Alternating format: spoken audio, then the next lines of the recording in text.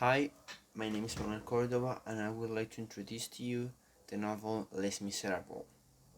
Well, first, I think that we have to take a look to the most influential and changed aspect of this novel, that is the social aspect.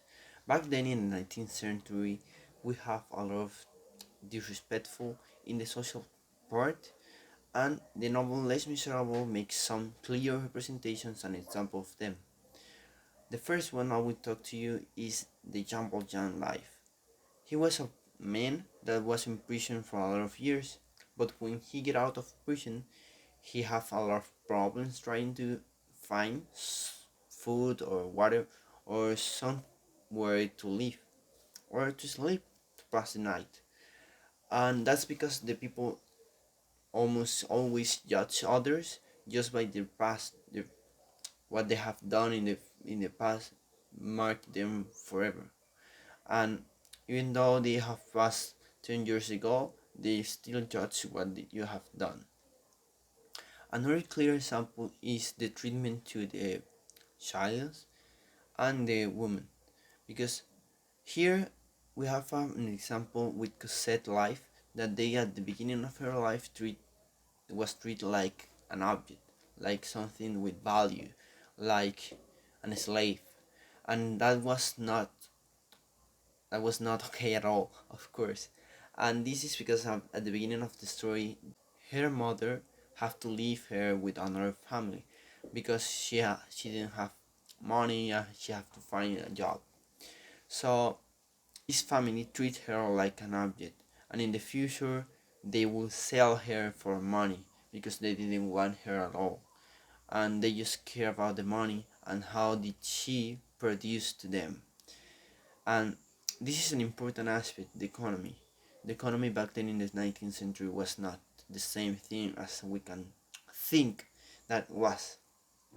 If we take place to the 19th century, we should see classes in the social aspect, social classes, like the first classes, second classes, and the third classes, the poor people, the rich people, everything.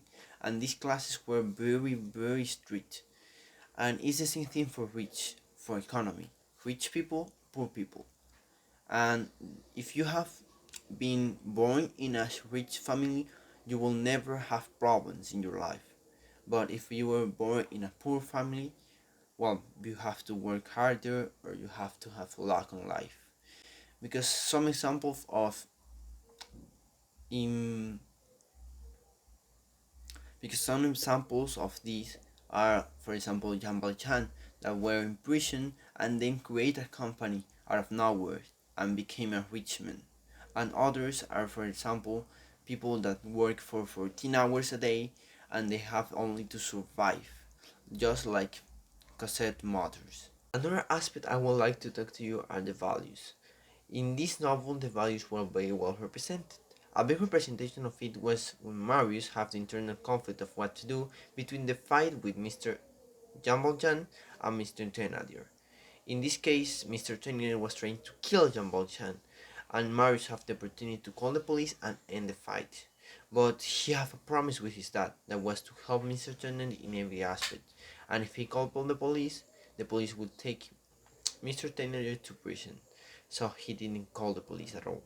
He kept his promise and keep every secret that he had with him. At the same time, he had incredible value of respect to his father's way of thinking. The character that I would like to analyze is Mr. Inspector Javert and the evolution that he had through the 8 years of searching for Jean Valjean. He didn't change at all. He just think that Jean Valjean was a criminal and that he cannot change because he was a criminal.